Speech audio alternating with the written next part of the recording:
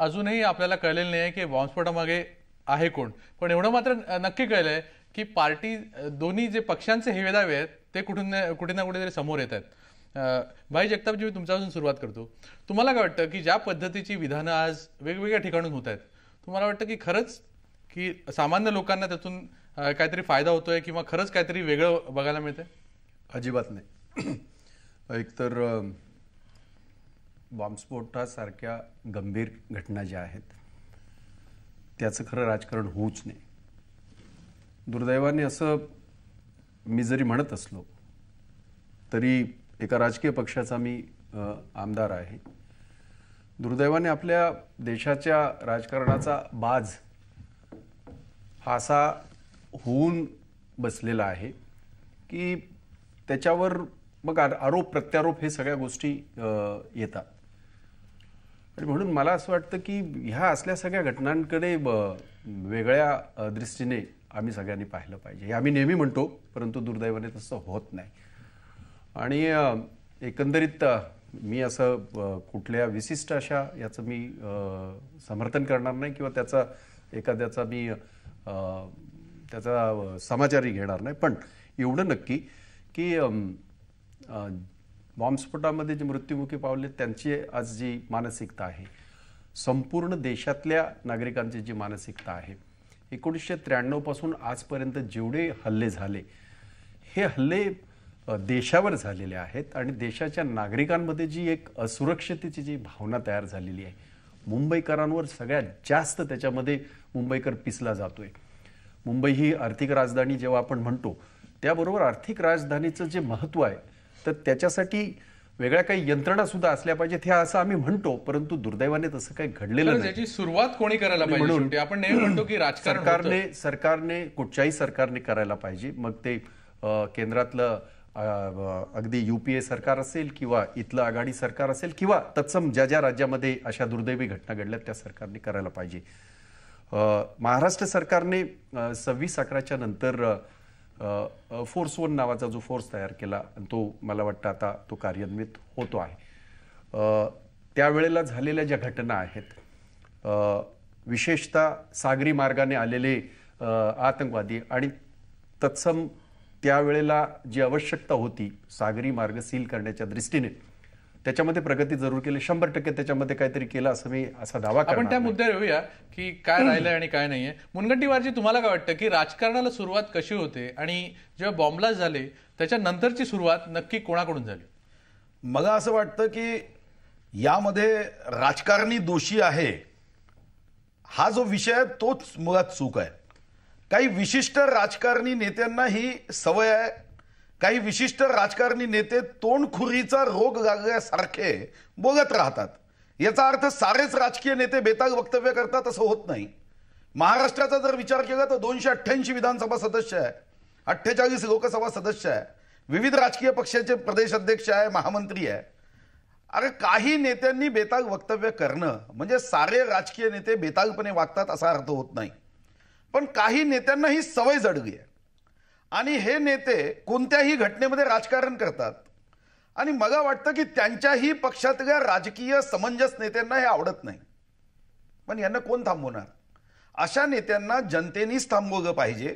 योग्य क्षणी अशा बेताल वक्तव्यावर नियंत्रण आणलं पाहिजे. बॉम्बस्फोटासारख्या संवेदनशील विषयाचा ज्याचा संबंध या देशाच्या... तुम्ही दिग्विजय सिंगांबद्दल बोलताय? हा, मी दिग्विजय सिंगांबद्दलच बोलतोय की या माणसाला कोणता शब्द योग्य राहील. तुम्ही 10 वर्ष मुख्यमंत्री होता, आज एका राजकीय पक्षाचे मोठे नेते आहात. जर एका विशिष्ट संघटनेचा संबंध आहे असं तुम्हाला वाटतं तर तुम्ही महाराष्ट्राच्या मुख्यमंत्र्याशी चर्चा करू शकता, महाराष्ट्राच्या गृहमंत्र्याशी एक बैठक घेऊन या संदर्भात पुरावे देऊ शकता. पण ज्या बेतालपणे वक्तव्य केलं जातं असं वक्तव्य हे निश्चितच निंदनीय आहे आणि कोणत्याही राजकीय पक्षाच्या नेत्याला असा अधिकार पोचत नाही. आणि जे तर सत्ताधारी पक्षाचं प्रतिनिधित्व करतात अशा नेत्यांनीच बॉम्बस्फोटाच्या संदर्भातल्या संवेदनशील विषयाचं राजकारण सुरू केलं आहे. दरेकरजी, तुम्हाला काय वाटतं की तुम्ही एकच मिनिट, कारण त्याच्यामध्ये काही मी अडवत नाही आपल्याला, कारण आपण सुरुवात नाही केली, माफी मागून, की असं आहे म्हणून मी सुरुवातीलाच याला राजकीय स्वरूप न देण्याचं ठरवलं होतं. आता स्वतः अध्यक्ष बीजेपीचे महाराष्ट्राचे असं म्हणतायत आणि त्यांचेच मुंबईचे अध्यक्ष GT रुग्णालयामध्ये ज्या ठिकाणी बॉम्बस्फोट पहिला झाला, ऐकून घ्या, नाही हे महत्वाचं आहे, प्रत्येकाची मतं घेऊया, मतं नाही काय असतं का माहितीये का, तो एक विषय ज्या वेळेला येतो त्याचा जो त्यावेळेला त्याचा खुलासा होणं गरजेचं आहे. मी सुरुवातीलाच म्हटलं की याच्या बाबतीमध्ये मी वक्तव्य करणार नाही किंवा टीका टिप्पणी करणार नाही. ज्या याच्यामध्ये झवेरी बाजारामध्ये बॉम्बस्फोट झाला आणि पंचरत्नमध्ये बॉम्बस्फोट झाला, ही गोष्ट 7:45-7ची आणि 7:30-8:15 तिथे मृतदेह येतात आहेत आणि ह्यांचे मुंबईचे अध्यक्ष तिथे राजकारण करून जिंदाबादनी ह्याची त्यांनी वक्तव्य केलेली आहेत. सगळ्यात पहिलं पोचलेला तिथे त्या याच्यामध्ये ऑपेरा हाऊसच्या बॉम्बस्फोटच्या तिथे भाई जगताप. मी मीडिया होता, म्हटलं कृपया माफ करा, आपण सगळे इथं बघूया.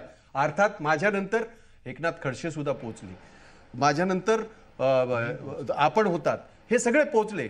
आम्ही तिथे कसलं राजकारण केलं नाही. मग हे असं होत नाही. राहिली गोष्ट मुनगट्टीवारांना फक्त एका गोष्टीकडे त्यांचं लक्ष आकर्षित करू इच्छितो. आता तुम्ही जे दाखवलं सुरुवातीलाच, त्याच्यामध्ये दिग्विजय सिंगांनी म्हणाले, काय म्हणाले ते म्हणाले असे पुरावे माझ्याकडे आहेत, ही या स्फोटामध्ये नाही, हे स्पष्टपणे त्यांनी बोललेलं आहे. कृपया ते समजून घ्या. परंतु आपण एजेंडाच ठरवलेला आहे राजकीय. प्रवीण दरेकरजी, तुम्हाला काय वाटतंय? तुमच्या पक्षाने सांगितलंय की जे बाहेरून लोक येतात, जे लोंढे येतात, त्यांचा बऱ्याच प्रमाणात हात असतो. तुम्हाला काय वाटतं की अशा स्वरूपाचे जेव्हा कारस्थान होतं तेव्हा बाहेरचे लोक असतात? नाही, प्रथम राजसाहेब नेमकं काय बोलले हे समजून घेणं अत्यंत आवश्यक, आणि त्यासाठी त्यांनी आज पत्रकार परिषद घेऊन त्यांनी केलेल्या नेमक्या वक्तव्याच्याच पुन्हा त्या ठिकाणी उजळणी केली. त्यांनी परप्रांतीय बॉम्बस्फोट घडवतात असं म्हटलं नव्हतं. त्यांनी असं सांगितलं की या मुंबई शहरामध्ये जे लोंढे येत आहेत आणि हे जे वाढते लोंढे आहेत ते खास करून उत्तर प्रदेश आणि बिहार मार्गे या ठिकाणी मुंबईत येत आहेत, आणि म्हणून मुंबईमध्ये जो लोंढे वाढत आहेत त्यामध्ये गुन्हेगारी प्रवृत्तीची लोक किंवा बाहेरची लोक जी येण्याची शक्यता आहे ती नेपाळ मार्गे उत्तर प्रदेशात येऊन उत्तर प्रदेशाच्या मार्गे आपण मुंबईत येऊ शकतो, बांगलादेशातनं त्या ठिकाणी बिहार मार्गे आपण मुंबईत येऊ शकतो. अशा प्रकारचा एक त्यांना रस्ता, एक मार्ग परप्रांतीयांच्या माध्यमातून त्या ठिकाणी मिळाला आहे. आणि उत्तर प्रदेश बिहारमधून जे लोंढे येत आहेत त्या लोंढ्यांमध्ये ही लोक त्या ठिकाणी समाविष्ट आहेत. अशा प्रकारची भूमिका राजसाहेबांनी त्या ठिकाणी मांडली. आणि केवळ ही भूमिका मांडल्यानंतर आपण जर मीडियामध्ये गेल्या आठवड्याभर वेगवेगळ्या अँगलनी चर्चा सुरू आहे.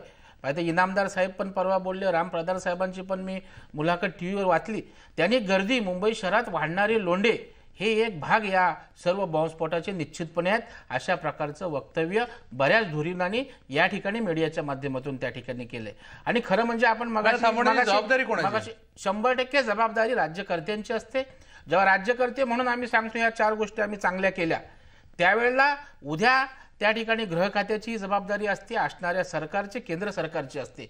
कारण शेवटी लोकांनी निवडून दिल्यानंतर त्या राज्याच्या शहराची सुरक्षितता असेल, देशाची सुरक्षितता असेल, ही सांभाळणं हे त्या केंद्र सरकारची, राज्य सरकारची जबाबदारी असते. आपण वक्तव्याच्या बाबतीत बोलाल तर आपण त्या ठिकाणी राजकीय वक्तव्य जी केली गेलीत, विरोधी पक्षाने त्या ठिकाणी वक्तव्य करणं काही चुकीचं असं मला वाटत नाही. कारण ज्या वेळेला राज्यकर्ते आपली भूमिका बजावण्यात त्या ठिकाणी अपयशी ठरतात त्यावेळेला विरोधी पक्षाची जबाबदारी असते की असणारे राज्यकर्ते हे आपल्या सुरक्षेसाठी त्या ठिकाणी कसे कमी पडले. परंतु दुर्दैवानं असं झालंय, जे राज्यकर्ते जे राज्य शासनात आहेत, केंद्र शासनात आहेत, त्याच राज्यकर्त्यांनी बोलायची घाई लावली. आणि तो सरकार तुमच्या हातात, गृह खातं तुमच्या हातात, आणि त्यामुळे एवढी घाई त्या ठिकाणी वक्तव्य करण्याची गरज नव्हती. त्या ठिकाणी राज्यकर्त्यांनी नेहमी ज्या वेळेला अशा प्रकारची संकट येतात, ज्या वेळेला अशा प्रकारचे आघात होतात, त्यावेळेला राज्यकर्त्यांनी अतिशय संयमानं त्या ठिकाणी भूमिका घेणं आवश्यक असतं. परंतु या ठिकाणी आपण अगदी केंद्रापासून राज्य सरकारपर्यंत महत्त्वाच्या ज्या नेत्यांनी जी वक्तव्य केलेत ही या सत्ताधाऱ्यांना त्या ठिकाणी शोभणारी नाहीत, अशोभनीय आहेत, असं माझं ठाम मत आहे. महेश तपासे, तुम्हाला काय वाटतं की ज्या प्रकारचा समन्वय काँग्रेस आणि राष्ट्रवादीमध्ये असायला पाहिजे होता त्या प्रकारचा समन्वय पण अशा वेळी दिसत नाहीये, याबद्दल तुम्ही काय म्हणता? या सर्व प्रकरणामध्ये राष्ट्रवादी काँग्रेस पक्षाने व्यवस्थित समन्वय ठेवलेला आहे. म्हणजे मी माझ्या पक्षाची भूमिका त्या ठिकाणी सांगतो. आपण पाहिलं असेल की कुठलेही बेताल वक्तव्य न करता घटनास्थळी धाव घेणे, त्या ठिकाणी रिलीफ आणि रिहॅबिलिटेशन सारख्या गोष्टीमध्ये सहकार्य करणे किंवा व्यवस्थित पोलीस यंत्रणाला माहिती त्यांच्याकडनं गोळा करणे, ह्या ज्या काय शासकीय आणि पोलीस आणि तांत्रिक ज्या गोष्टी आहेत त्याच्यामध्ये कुठलाही हस्तक्षेप किंवा कुठल्याही गोष्टीचं वक्तव्य राष्ट्रवादीच्या कुठल्याही नेत्यांनी केल्याचं मला वाटत नाही. अशा या गेल्या आठवड्याभरामध्ये आपण पाहिलं असेल. जी घटना झाली ती अतिशय दुर्दैवी घटना झाली आणि अशा कठीण परिस्थितीमध्ये मुंबईकरांच्या बाजूनी मला वाटतं सर्वच राजकीय पक्षांनी एकत्र येऊन ह्या महाराष्ट्राची मुंबईची सुरक्षा कशी राहील, सामान्य माणसाला दिलासा कसा मिळू शकेल ह्याच्यासाठी आपण प्रयत्न करायला पाहिजे. कोणावर आरोप करायचा, कुठल्या राजकीय पक्षामुळे झालं, कोणाकडे घर खातं असल्यामुळे झालं, अशा पद्धतीने मला वाटत नाही ह्याचा निकाल निघेल. आज मुंबईच्या माणसाचं अश्रू पुसण्याची वेळ आहे आणि म्हणूनच आपण सर्व मते भाजपचे लोक असतील, मनसेचे असतील, शिवसेनेचे असतील, काँग्रेसचे असतील, सगळ्याच राजकीय पक्षांनी एकत्र येऊन आपला देश सुरक्षित कसा राहील आणि ह्याच्यावर कायमस्वरूपी तोडगा हा कसा काढता येईल, किंवा कुठली अशी मोठी पॉलिसी अशी कुठली योजना त्याच्यामध्ये आणता येईल का, ह्याच्यावर कुठेतरी बैठक करण्याची आवश्यकता असं मला वाटतं. नीलम गोरेजी, तुम्हाला काय वाटतं की राजकीय समन्वय कुठेतरी महाराष्ट्रात कमी दिसतोय आणि ज्या पद्धतीची वक्तव्य वेगवेगळ्या नेत्यांकडून होत आहेत आणि आपापसात जे सत्तेमध्ये आहेत त्यांच्याकडून होत आहेत त्याबद्दल तुम्ही काय म्हणा? राजकीय विश्लेषण करणं किंवा आता रामप्रधान समितीच्या अहवालाबद्दल स्वतःच श्री रामप्रधान हे जे मांडतायत अनेक वाहिन्यांवरून की त्यांनी ज्या सूचना केल्या त्याच्यावरती अंमलबजावणीच झाली नाही आहे किंवा त्यांचं म्हणणं ऐकून घेतलं नाही किंवा त्याच्या पुढे जाऊन मी असं म्हणेन की शासनाकडून लोकांच्या ज्या अपेक्षा असतात त्याची पूर्तता न झाल्यामुळे लोकांचा जसा राग दिसतोय. तुमच्याकडे येणारी जी सगळी वाक्य मी मगापासून वाहिनीवर पाहते तर मला 2-3 गोष्टी वाटतात. एक तर पहिलं मला असं वाटतं की सगळ्या राजकारणावरती राग लोकांचा असणं वगैरे मला असं वाटतं की ते परिस्थितीने अगतिक झालेले लोक आहेत म्हणून सामान्य जनता अशी सर्व राजकीय पक्षांच्याबद्दल प्रश्न एक विचारत असेल ती तुम्ही तुमच्या माध्यमातून लोकांसमोर मांडताय. परंतु त्याचा अंतिम परिणाम काय होतो ज्याच्याबद्दल तुम्ही आणि अन्य वाहिन्यांनी आणि वृत्तपत्रांनी विचार केला पाहिजे की सर्वच राजकीय पक्ष अयोग्य आहेत.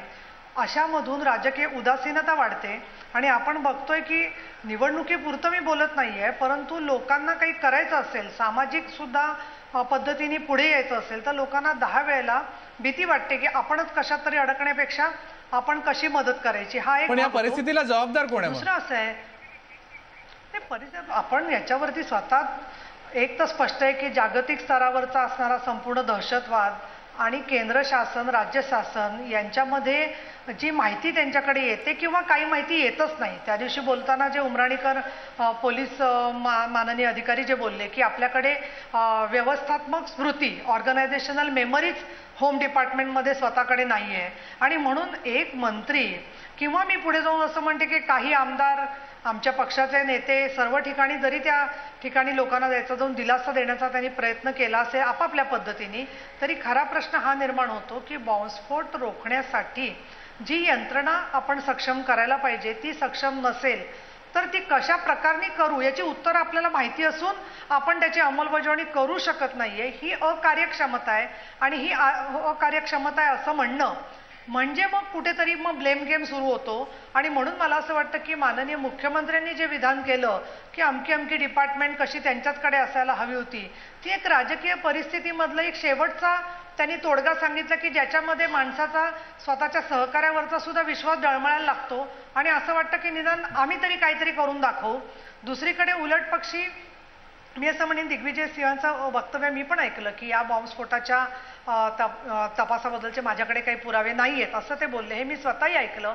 परंतु प्रश्न कसा येतोय भाई की आत्तापर्यंत ज्या पद्धतीने 10 वेळा 15 वेळा 20 वेळेला एखाद्या नेत्यांनी अमुक एक वक्तव्य केली असतील तर मग लोकांना त्याच्यावरती किंवा त्याचं कुठेतरी अर्धवट मांडण्याच्या संदर्भामध्ये सुद्धा कुठेतरी लोक आणि माध्यमं सुद्धा वाट बघायला लागतात. आणि म्हणून मला असं वाटतं की प्रत्येक पक्षाची जी काही अधिकृत किंवा योग्य भूमिका असते ती भूमिकाच अशा परिस्थितीत कशी पोचेल हे बघणं जशी राजकीय पक्षांची जबाबदारी आहे तसं दुसरं मी म्हणेन माझं आता एक म्हणणं आहे की कॉम्पेन्सेशन पॅकेजेस आपण या सगळ्या बॉम्बस्फोटातल्या मृतांना निधी देतो, नोकऱ्यांची आश्वासनं देतो.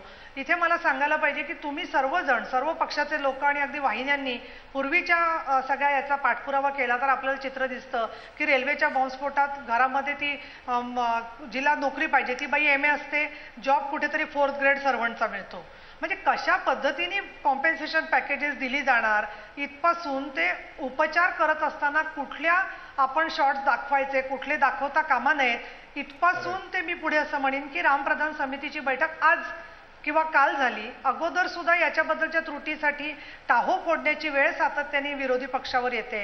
माझं म्हणणं असं आहे की सगळ्यांनी एकत्र आलं पाहिजे, निश्चितपणाने मलाही असं वाटतं. पण एकत्र येत असताना आपल्या सगळ्यांचा मिळून अजेंडा काय, विषय काय, कुठल्या मुद्द्यावर आम्ही एकत्र आहोत आणि कुठल्या मुद्द्यावर आपलं मतैक्य आहे की आमची मतं वेगवेगळी आहेत, परंतु हा कृती कार्यक्रम आहे. समाजामध्ये कुठे आपल्याला दिसत असेल कच्चे दुवे की ज्यांच्यामुळे हे संपूर्ण आतंकी लोकांना सहारा मिळत असेल स्थानिक पातळीवर, ते तोडण्यासाठी आम्ही एकत्र आहोत.